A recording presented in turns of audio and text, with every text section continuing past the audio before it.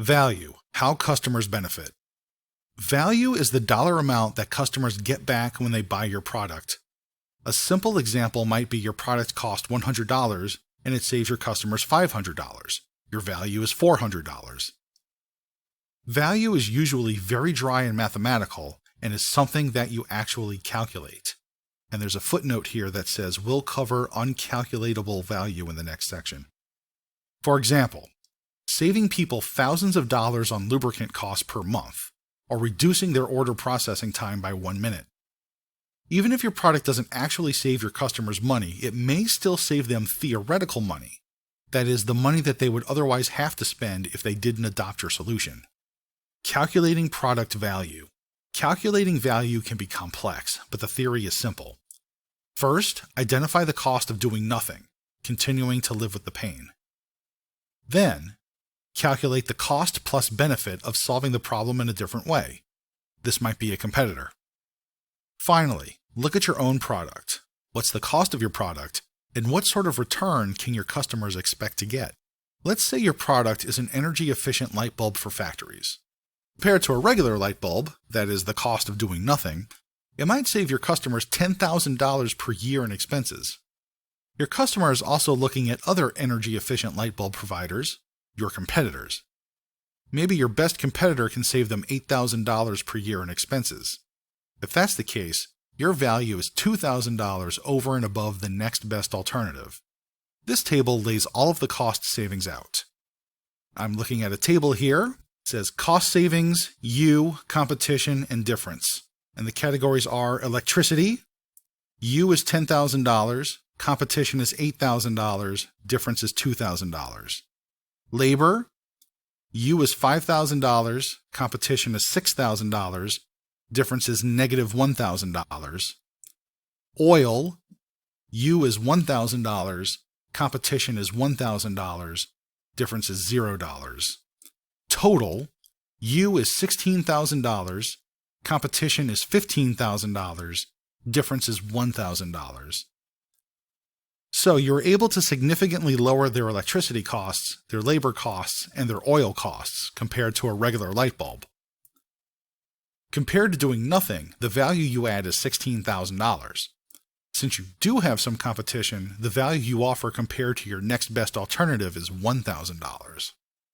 When it comes to value propositions, you need to look at your value compared to the next best alternative, since that's how the customer is going to look at it. Your goal is to say, we offer X amount of dollars of additional value compared to the next best solution to your problem. Let's look at another example. This is an actual value proposition I worked on for a software product.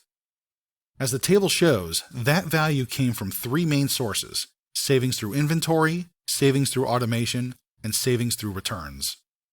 And it reads, savings from reduced inventory, $375,000. Savings from automation, $59,904.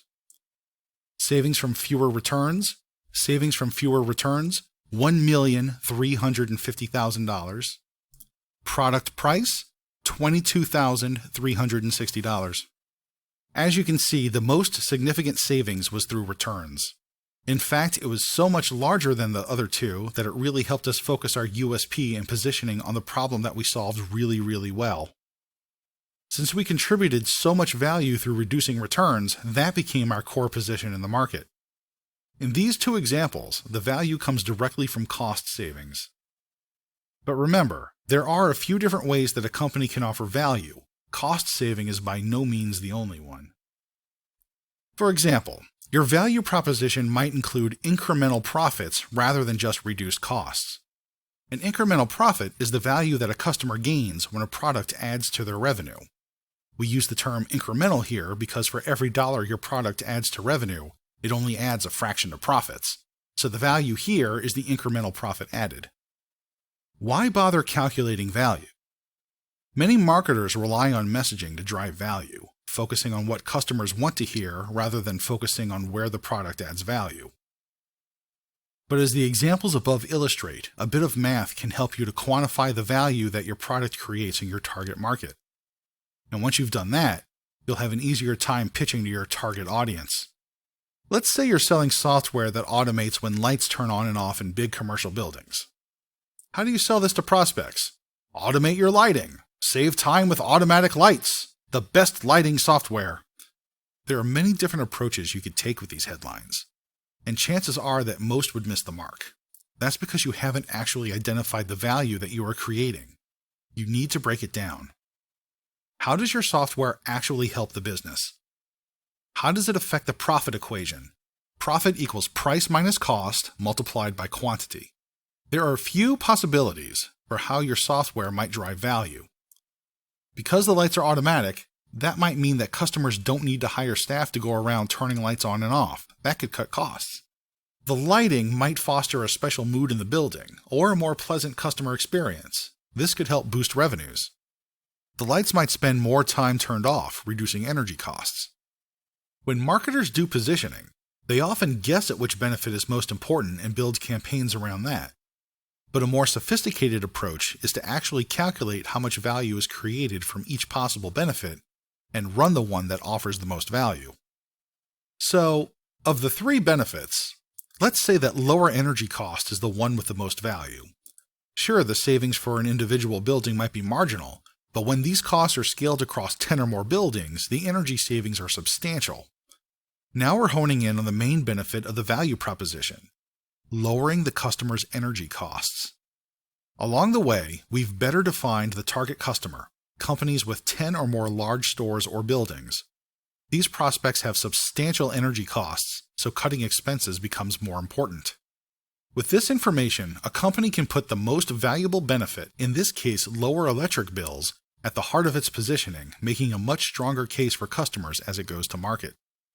What to do if you can't calculate value? Math is undoubtedly your friend when it comes to value propositions, but there are a raft of products that provide significant value that can't be calculated easily. Either the value isn't monetary at all, or the value is intangible. It's not something you can easily attach a dollar figure to. This is particularly common for B2C companies. For example, imagine you are marketing Coca-Cola. Technically, for the customer, the dollar value is the calories and enjoyment they're getting at a low price. But of course, that's not how Coca-Cola markets itself. Instead, the value it provides its customers is cool. It creates and markets an image of what a Coke drinker is, then sells the drink as the path to achieving the image they've created. So if a dollar value is not part of your value proposition, you need to focus on compelling use cases for your target audience. What is the number one most important value that your product brings to the table? And why do they specifically want to access that value that your product brings? Let's go back to our Coca-Cola example. If the value they provide is a cool image, then they might tailor that value to specific audiences. For example, if they were targeting grandparents, they might focus on how Coca-Cola can help them connect with their grandkids because it's a cool drink. Conversely, if Coca-Cola was targeting teens, they might focus on how Coke can make you popular at school, since that's probably what cool means to teenagers. Your value proposition does not need to be unique.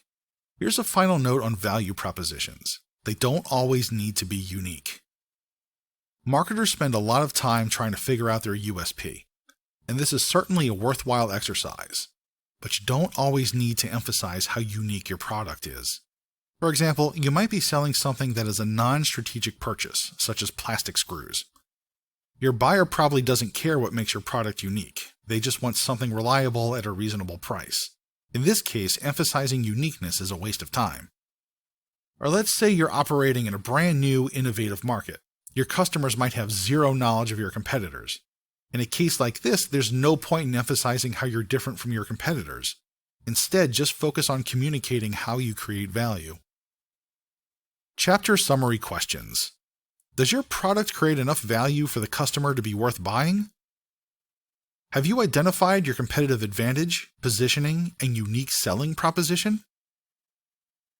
Have you calculated the value you add to your customer and linked it to a specific benefit or feature?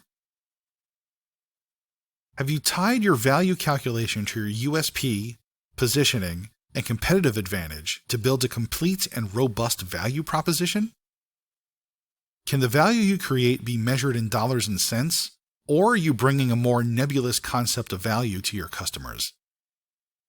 Have you identified the part of your product that brings the most value?